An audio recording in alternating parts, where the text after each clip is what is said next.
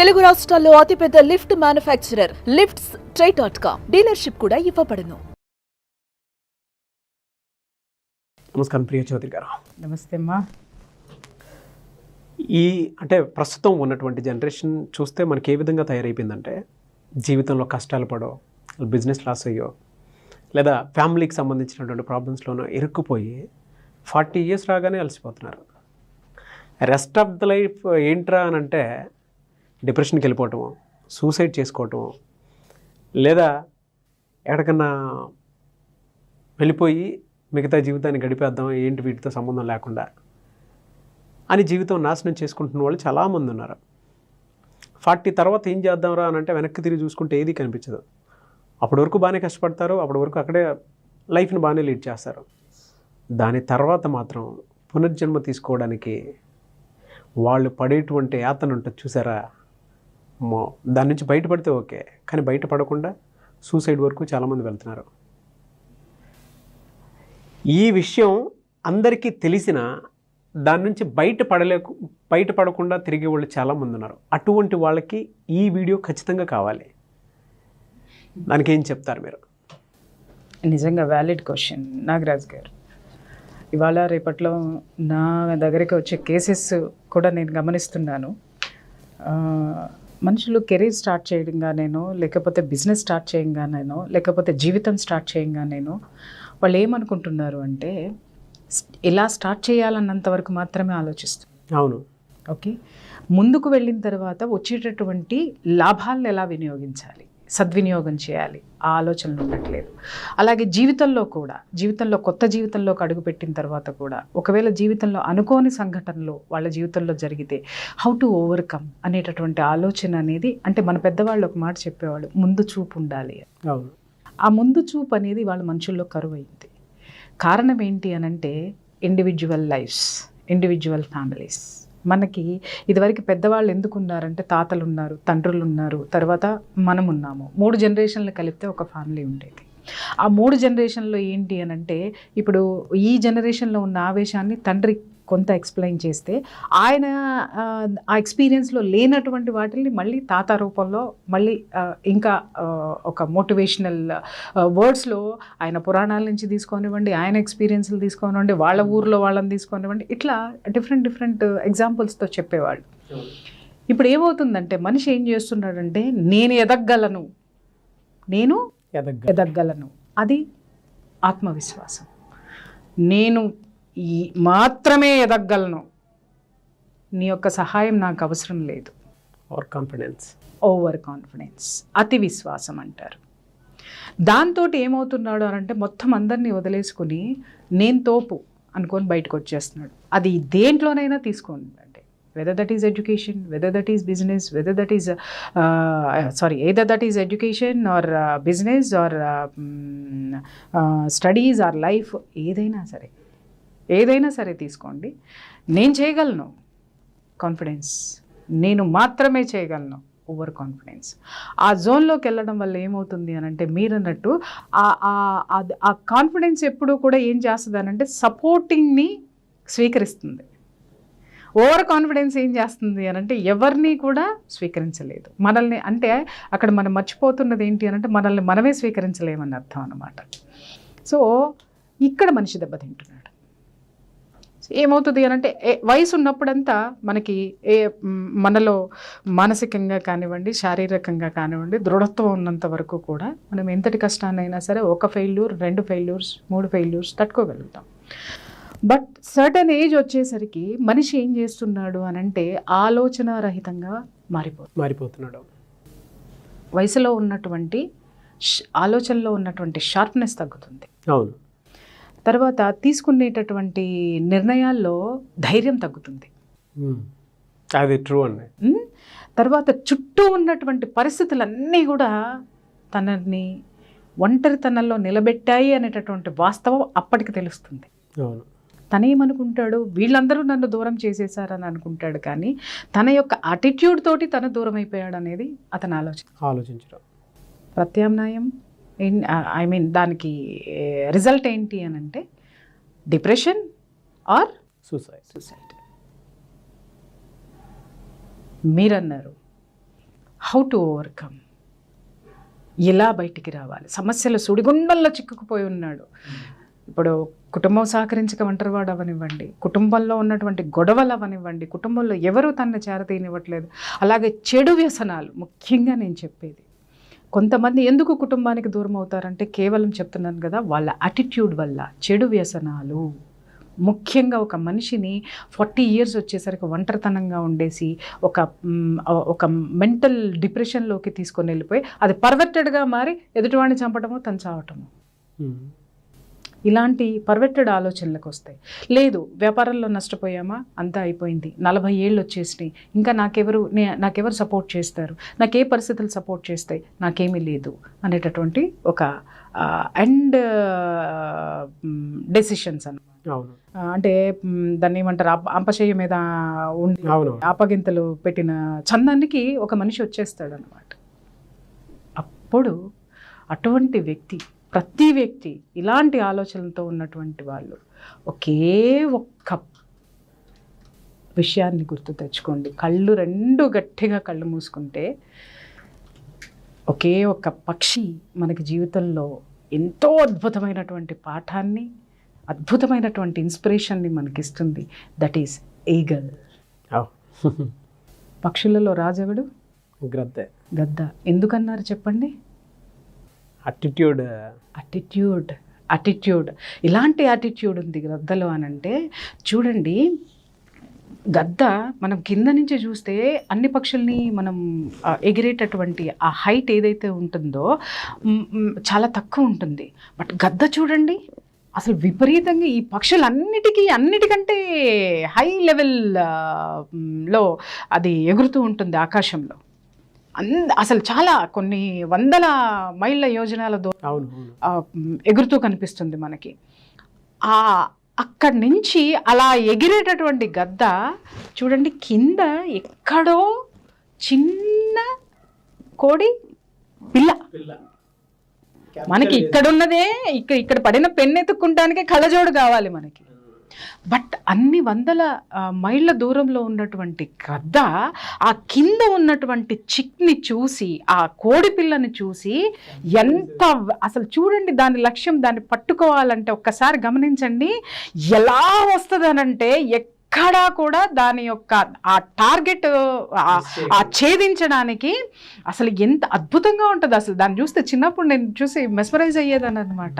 ఎక్కడో ఎగురుతూ ఉండేది, ఇలా వచ్చే సప్పన ఆ చికెన్ పట్టుకుని వెళ్ళిపోతుంది. ఎంత వేగంగా వస్తుందో అంతే వేగంగా వెళ్తుంది. అంటే దాని యొక్క లక్ష్యం ఆహారం ఆ రోజు సంపాదించాలి అనంటే అది చూడండి, దాని కాన్సన్ట్రేషన్ చూడండి, దాని విజన్ పవర్ చూడండి, ఎంత షార్ప్ పవర్, చూపు, టార్గెట్, అది ఎట్లా రీచ్ అయింది, తీసుకొని వెళ్ళిపోతుంది. ఇంకొకటి ఏంటంటే గద్ద ఎప్పుడు కూడా అప్పటికప్పుడు వేటాడి తింటుంది. ఫ్రెష్ ఇవాళ వండుకొని ఫ్రిడ్జ్లో పెట్టుకొని మనం ఎల్లుండి తర్వాత తింటాం. బద్ధకం. దాని పేరు ఏంచి పెడతాము అంటే టైం లేదు, పాడైపోతున్నాయి. కానీ అది నీ శరీరంలో వేస్తే నీ శరీరం ఎంత పాడైపోతుంది ఈ రోజు నీకు తెలియదు, 40 తర్వాత తెలుస్తుంది నీకు అది నీ శరీరానికి ఎంత చేటు చేస్తుందని. ఎందుకు గద్ద అంత షార్ప్గా ఉంటుంది, అంత స్ట్రాంగ్గా ఉంటుంది? కారణం దాని ఆహారపు అలవాటు కూడా. ఓకే, సెకండ్ థింగ్, గద్ద ఎప్పుడు చూడండి ఒకటే ఫ్లై చేస్తుంది, లేదా మిగిలిన గద్దలతో ఫ్లై చేస్తుంది. ఎప్పుడు కూడా ఇంకొక పక్షితోటి మనం చూడండి, వేరే పక్షులు అన్నీ ఒక చోట 10 కలగలిసి మనం గింజలు వేసామనంటే 4 రకాల 5 రకాల పక్షులు వచ్చి తినేసిపోవటం మనం చూస్తాం, కలిసి ఉండటం చూస్తాం, కిచకిచలాడుకోవటం చూస్తాం మనం. బట్ ఒక గద్ద అక్కడ వచ్చి నిలబడిందంటే ఒక్క పక్షి అన్న చుట్టుపక్కల ఉంటుందా? అవును, ఉండదు, కెనాట్, ఉండనివ్వదు.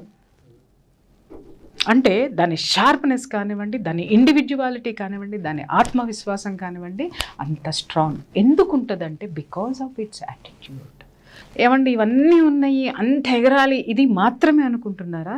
దీనికి మించి ఒక అద్భుతమైనటువంటి వెర్షన్ మనం గద్దలో మనం చూస్తాం. మనం ఏంటంటే ఇప్పుడు మీరు అడిగారు 40 రాగానే సతికిలు పడిపోతారండి. అవును, గద్ద లైఫ్ స్పాన్ 70 years తెలుసా? అందరికి తెలిసే ఉంటుంది. 70 years. బట్ మనిషికి కూడా ఇంచుమించు అంతే కదా. అంతే ఉంటుంది. అంతేకాదు, తలుచుకుంటే 120 ఏళ్ళైనా బతుకుతాడు, 170 ఏళ్ళైనా బ్రతుకుతాడు. కానీ మనం తలుచుకునేదంతా ఎప్పుడు అని అంటే, పెళ్ళాం కొట్టిందా, పెళ్ళాం పోషించలేదా, లేకపోతే పక్కనాడు ఎదిగిపోయాడా, లేకపోతే పరీక్షలో ఫెయిల్ అయ్యానా, లేకపోతే బిజినెస్లో లాస్ అయ్యానా, నన్ను మోసం చేశారు, నేను ఫెయిల్యూరు అని వీడు మమ అనుకుంటూ ప్రపంచంలో ఉన్న నెగిటివ్ అంతా వీడి మీద వేసేసుకుంటూ ఉంటాడు. కాబట్టి 40 లోపే జయ గురుదేవ్ వెళ్ళిపోతున్నాడు పై టపాగట్టేస్తున్నారు అంతే. 35 దాటిన తర్వాత లైఫ్ గ్యారంటీ లేదు. But you should read, you should observe, you should follow the eagle.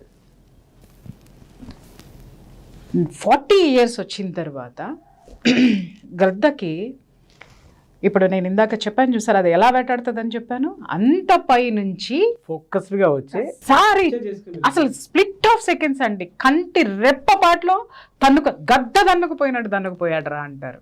అంటే అర్థం ఏంటి అని అంటే, యూ కెనాట్ దాన్ని ఏమంటారు, అడ్డుకోలేవు నువ్వు దాన్ని.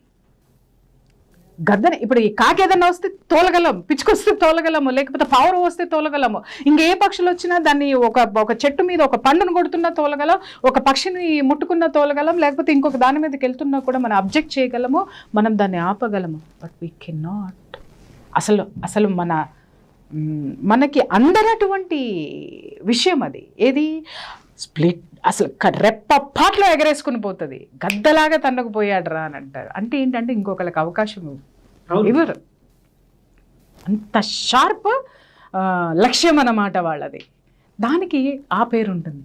అలాంటి షార్ప్నెస్కి యూజ్ అయ్యేటటువంటి దాని గోళ్ళు, అంత అబౌవ్ క్లౌడ్స్ మీద ఎగిరేటటువంటి దాని రెక్కలు, ఆ మాంసాన్ని పొడుచుకు తినేటటువంటి ఆ ముక్కు, మొత్తం అన్నీ కూడా ఆ ముక్కు అంతా బండబారిపోతుంది, ఆ షార్ప్నెస్ తగ్గిపోతుంది, ఆ గోళ్ళల్లో షార్ప్నెస్ తగ్గిపోతుంది. ఆ ఫెదర్స్ అన్నీ కూడా 40 years వచ్చేసరికి ఆ ఫెదర్స్ పెరిగిపోయి ముదురుగా అయిపోయి చాలా థిక్ అయిపోతాయి అన్నమాట. అది ఎగరడానికి దాని ఆకారానికి మించి పెరిగిపోయి అది ఎగరలేనటువంటి పరిస్థితుల్లో వస్తుంది. ఇప్పుడు చెప్పండి, గద్ద ఏం చేయాలి? ఆత్మహత్య చేసుకోవాలా? డిప్రెషన్లోకి వెళ్ళాలా? లేకపోతే మిగిలిన పక్షులన్నిటి మీద పడి అరవాలనా? మూల కూర్చోవాలనా? ఆకలితో చచ్చిపోవాలనా? ఎందుకంటే వేటాడలేదు అది. అవును, అది వేటాడితేనే తింటది, ఇంకొకళ్ళు వేటాడింది అది తినదు. ఏం చేయాలి గద్ద? ఇవేమీ చేయదండి. ఏం చేస్తుంది? పునర్జన్మ కోసం ట్రై చేస్తుంది విత్ ఎ పెయిన్ఫుల్ యాటిట్యూడ్.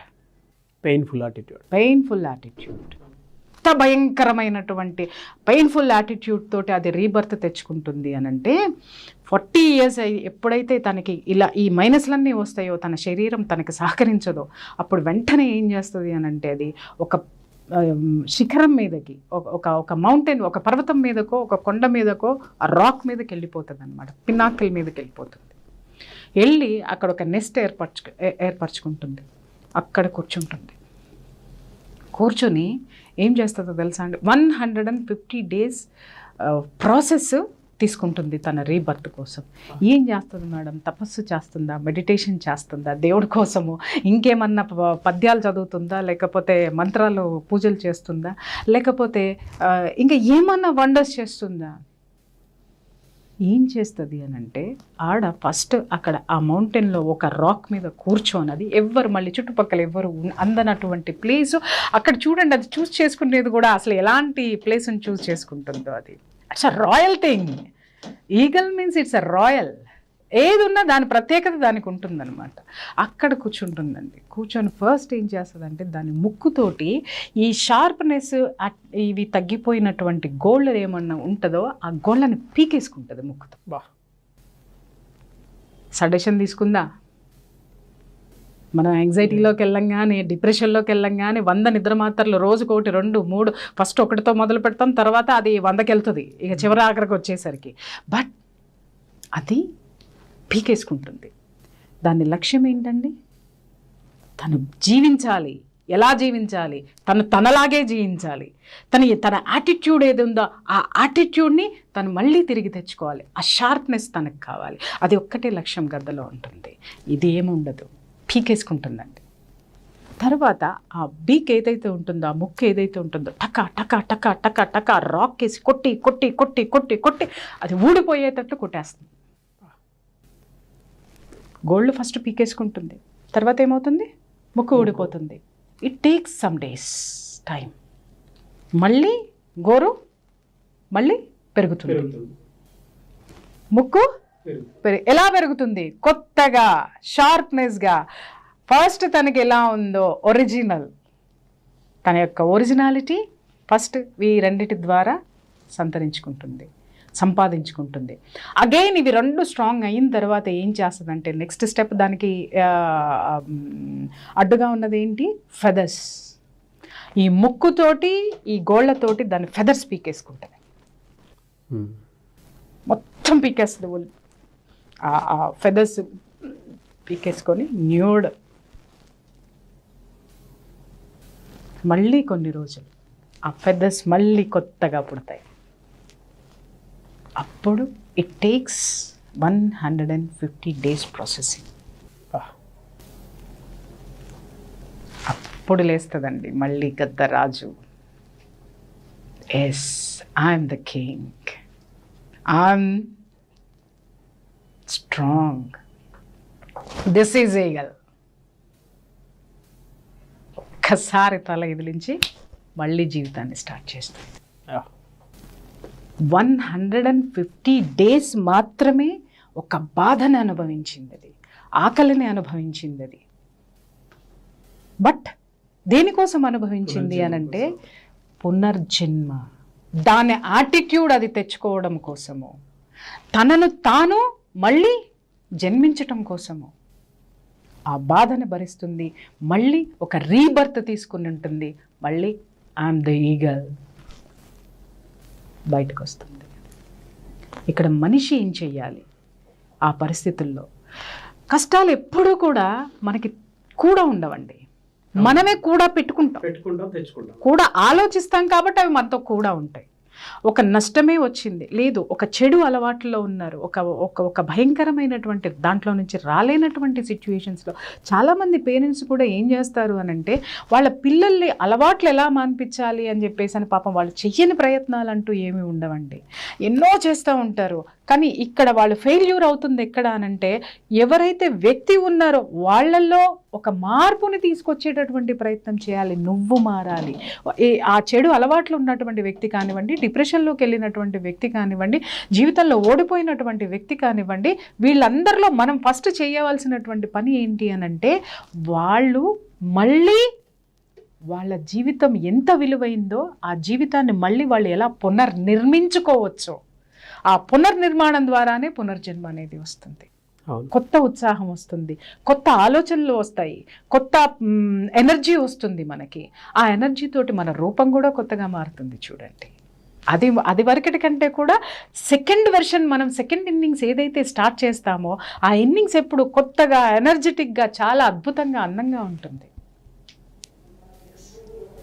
ఏంది 24 hours మనము అయ్యో అయ్యో అయ్యో అని కూర్చోవద్దు. ఆ అయ్యో నుంచి అమ్మో అనుకునేటటువంటి స్థాయికి మళ్ళీ మన జీవితాన్ని తీసుకురావడానికి పేదరికం వచ్చిందా అనుభవించండి, బట్ దాంట్లో నుంచి అవకాశాలను ఎలా ఎత్తుక్కోవాలో అంటే నీలోనే ఉన్నాయి. నువ్వే కదా ఆ స్థాయికి వచ్చి ఓడిపోయావు, నువ్వే కదా చెడు అలవాట్లకు బానిస అయ్యావు. కానీ బానిస అవ్వకముందు నీలో ఉన్నటువంటి క్వాలిటీస్ ఏంటి, ఆ క్వాలిటీస్ని మళ్ళీ పునర్నిర్మించుకోండి. మీరు ఏమవ్వాలని అనుకుంటున్నారో దాన్ని మీ మైండ్లో ఒక ప్లాన్ చేసుకోండి. మీ ఇన్నర్ మైండ్కి ఏదైతే ఉందో I'm so and so, I'm a great businessman, as great businessman అనుకుంటూ ఉండండి. ఒక ఉత్సాహం మీలో వస్తుంది. ఆ ఉత్సాహం ద్వారా మిమ్మల్ని మీరు ఎలా మళ్ళీ జనంలోకి రావాలి, మళ్ళీ వ్యాపారంలోకి రావాలి. ఏమీ లేదు అనుకోకండి. మనం దేనికోసమైతే ఆలోచిస్తున్నామో అది మాత్రమే మనకు వస్తుందని ఇంతకుముందు మనం చాలా ఎపిసోడ్స్లో చెప్పుకున్నాం. ఏం ఆలోచిస్తామండి మనం ఎప్పుడు 24 గంటలు కూడా అయ్యో ఇలా అయిపోయింది ఏంటి, అయ్యో ఇది జరిగింది ఏంటి, నాకంటే దురదృష్టవంతుడు ఎవరో లేరు, వీళ్ళందరూ చెడ్డవాళ్ళు, నేను మాత్రమే మంచివాడిని, లేదా నేను మాత్రమే మంచిదాన్ని, వీళ్ళంతా స్వార్థపరులు. కాదు, ఆ అవకాశం నువ్వు ఇచ్చావు. నువ్వు ఇచ్చావు. ఇంకొక విషయం కూడా చెప్తున్నా, మనల్ని మోసం చేసిన వాడు గొప్పవాడు కాదు, ఆ మోసగాడు మన ఎదుటిగా ఉన్నంత వరకు కూడా మనం వాడిని తట్టుకొని నిలబడ్డాం చూసారా, అది గొప్ప. మనం గొప్పవాళ్ళం. దాన్ని ఫేస్ చేసి నిలబడి ఎప్పుడైతే జీవితాన్ని మనం తయారు చేసుకుంటామో, life is what we make it. Nagaraju గారు, గద్ద చూడండి, ఆ షార్ప్నెస్ చూడండి, అది వేటాడేటప్పుడు దాని విజన్ చూడండి. మళ్ళీ మీ లక్ష్యాన్ని చేరుకోవాలంటే మీ లక్ష్యం యొక్క చూపు ఎక్కడ ఉండాలండి? టార్గెట్ మీద ఉండాలి, దాని మీద ఉండాలి. తర్వాత ఎలా ఉండాలంటే మీ చుట్టూ ఉండేటటువంటి బీభత్సాలన్నీ మిమ్మల్ని తుఫాన్ లాగా చుట్టూ మిమ్మల్ని ఉక్కిరి బిక్కిరి చేస్తుంటే మీరు ఏం చేయాలండి?